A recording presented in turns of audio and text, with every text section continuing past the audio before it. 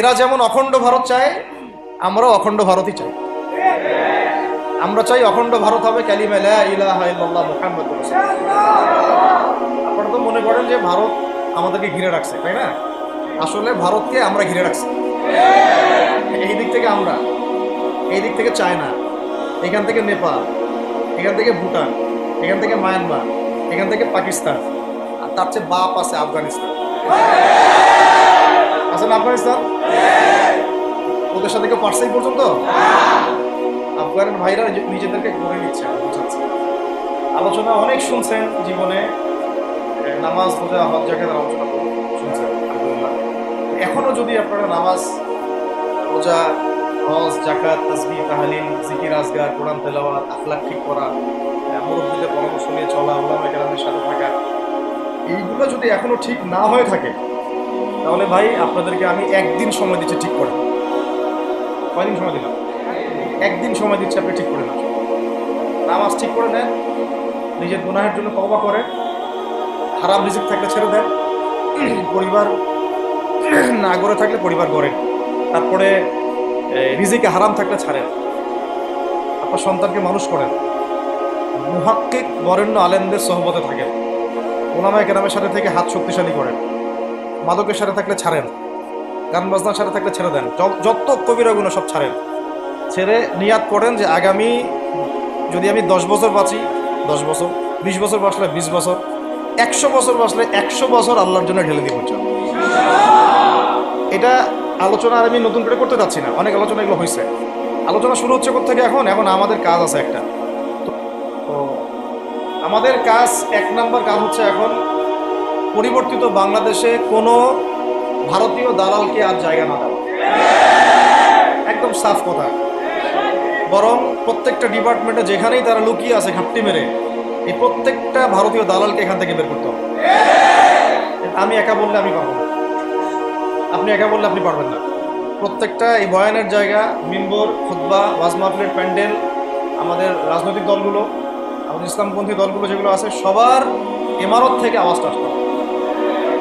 কারণ এরা যদি আর একটা বার সুযোগ করতে পারে, না থাকবে আপনার দেহ, আর না থাকবে আপনার মাথা।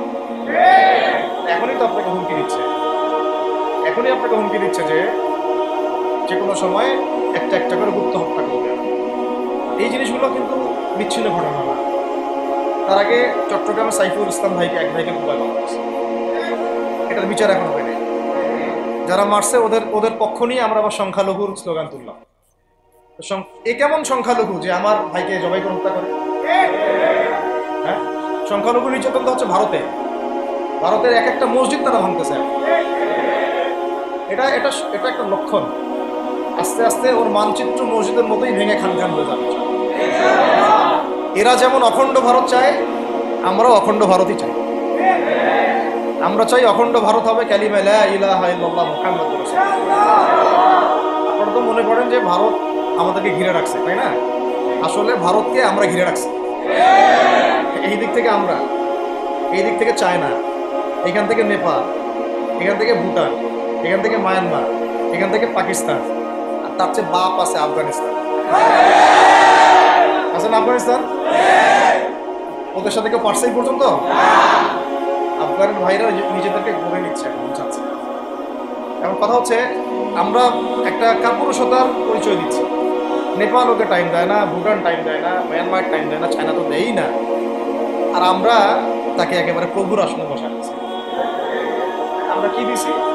আমরা ইলিশ দেই, আমরা ট্রানজিট দেই, আমরা রেল দেই, আমরা বন্দর দেই, আমরা আর কি দিই? গ্যাস তো দেই মাশাআল্লাহ। তারপরে পণ্যগুলো তো দিচ্ছি, গার্মেন্টস দিয়ে দিচ্ছি, আমাদের প্রশাসনের মধ্যে লোকজন দিয়ে দিচ্ছি, কর্মী শ্রমিক দিয়ে দিচ্ছি। এই জন্যই তো বলি, কেন সে স্ট্যাটাস দেয় যে এই স্বাধীনতা তার স্বাধীনতা। এটাই তো আমার কারণ। তার মানে তারা আমাদের সার্বভৌমত্বটাকে স্বীকার করে না, তাই না? তারা যদি আমাদের স্বাধীনতা, সার্বভৌমত্বকে স্বীকার করতোই, তাহলে তো এরকম স্ট্যাটাস দিত। এখন কথা হচ্ছে, আমরা মাথা নত করার জাতি না। আমাদের নবী মুহাম্মদ সাল্লাল্লাহু আলাইহি ওয়াসাল্লাম মাথা উঁচু করে দাওয়াতি কাজ করেছেন। মার খেলেও কখনো তিনি মাথা নিচু করেন। সাহাবা কেরাম রাদিয়াল্লাহু আনহুম আজমাইন মাথা উঁচু করে দাওয়াতের কাজ করছেন, কারোর সামনে মাথা মতো করেন নাই, ইল্লাল্লাহ, আল্লাহ ছাড়া। মার খেয়েছেন, হিজরত করতে হলে হিজরত করেছেন, কখনো মানুষ গালি দিয়েছে, গালি সহ্য করেছেন, কখনো মদিনা চলে যেতে হয়েছে, দেশ ছাড়তে হয়েছে, দেশ ছাড়ছেন, আবার কখনো ইসলামী রাষ্ট্র কায়েম করতে হয়েছে, রাষ্ট্র কায়েম করছে। জিহাদ করার দরকার, জিহাদও করছে, কেতালের দরকার, কেতালও করছে। আস্তে আস্তে মক্কা বিজয় করেন নাই। সিরাত পড়তে হবে, সিরাতের ধারাগুলো আমাদেরকে বুঝতে হবে। কারণ আমরা তো তার উত্তরসূরি, আমরা তাদের উত্তরসূরি। প্রথম কথা হচ্ছে আমরা আমাদের নতজানু মনোভাবটাকে আগে ত্যাগ করতে হবে একটা, আর অতীতের জীবনের যে ভুল ত্রুটিগুলো দ্রুত সংশোধন করতে হবে। এখন আর আমাদের হাতে অনেক লম্বা সময় আছে এমন না, বিষয় কত কি যে দ্রুত হয়ে যাবে আপনি হয়তো ভাবতে পারবেন। বিশ্বটা খুব দ্রুত চেঞ্জ হচ্ছে। এই অল্প সময়ের মধ্যে আফগানের ভাইরা দাঁড়ায় গেছে, অল্প সময়ের মধ্যে সিরিয়া দেখলেন যে পরিবর্তন হয়ে যাচ্ছে। তারপরে আপনি কয়দিন পরে দেখবেন ইনশাআল্লাহ যে এই আপনার প্যালেস্টাইনের অবস্থাও পরিবর্তন হবে। তখন এরা আবার হামাসকে ঠিকই বলবে যোদ্ধা, তখন ঠিকই বলবে যোদ্ধা। এখন বলতেছে বিদ্রোহী, বলতেছে সন্ত্রাসী। হ্যাঁ, তো একটা বিষয় আগে বলে নেই, এটা বোঝার দরকার আছে যে দেখেন ফিলিস্তিনের যে অবস্থা চলতেছে সেখানে কিন্তু আমাদের তাবলিগের মেহনতটা মূল না, সেখানে আমাদের জিহাদের মেহনতটা মূল, তাই না বিষয়টা? ওখানে তো সবাই ওখানে বোম পড়তেছে, ওখানে কি সবাই তাবলিগের মেহনত করবে না অস্ত্র হাতে নেওয়া ফরজ? এটা বোঝার জন্য আপনার তো মুফতি হওয়ার দরকার নেই। হ্যাঁ, আবার যখন আফগানে আমেরিকা হামলা চালাইছিল তখন কি শুধু তাবলিগটা ফরজ ছিল না ওদের হামলা প্রতিরোধ করা ফরজ ছিল? ফরজ ছিল। একই অবস্থা সিরিয়াতে হয়েছে, কিন্তু বাংলাদেশে এখন সেই অবস্থাটা নাই। কিন্তু বাংলাদেশে তাবলিগের মেহনত, আমর বিল মারুফ নাহি আনিল মুনকার মেহনত চলবে, তাবলিগের মেহনত, দাওয়াতের মেহনতটা চলবে। যদি যদি কখনো বাংলাদেশে দেখা যায় যে দেশের শত্রুরা বা দিনের শত্রুরা বা উগ্রবাদীরা এই দেশের স্বাধীনতা সার্বভৌমত্বের উপর আক্রমণ করে, তখন কি আমাদের উপরে জিহাদ ফরজ হবে কিনা? এখন যদি তাই হয়, এখন আপনাদের কি মনে হয় এটার সম্ভাবনা আছে না নাই? এটুকু ইন্টেলেকচুয়াল অবস্থা তো আপনাদের আছে, এটার সম্ভাবনাও হতে পারে, আজ হোক কাল হোক, হতেই পারে। তখন আমার প্রিপারেশনটা কী হবে সেটা আমাকে এখন জানতে হবে। আমার প্রিপারেশনটা কী হওয়া উচিত? প্রথম প্রিপারেশন হওয়া উচিত আগের সমস্ত জিন্দগিতে যা করছি নিজেকে আল্লাহর দিকে ফিরাই নিয়ে আসা। এটা প্রথম কাজ। যে আল্লাহর দিকে ফিরে আসা নেই তার সাথে না জিহাদের সম্পর্ক আছে না কিতাবের, সে তো আল্লাহর পথেই নাই। প্রিয় যুবক ভাইরা, আগে প্রথম কথা হচ্ছে আগে আপনি আল্লাহর দিকে ফিরে আসেন। দ্বিতীয় কথা হচ্ছে এরপরে আমাদের প্রয়োজন শারীরিক প্রস্তুতি। শারীরিক প্রস্তুতি যেমনটা বললাম যে কোনো অবস্থাতেই আলেম ওলামাদেরকে, দায়ীদেরকে, মুফতিদেরকে, মুহাদ্দিসদেরকে, মাদ্রাসার শিক্ষকদেরকে, খতিবদেরকে ভিতরে ঢুকতে দেওয়া যাবে না।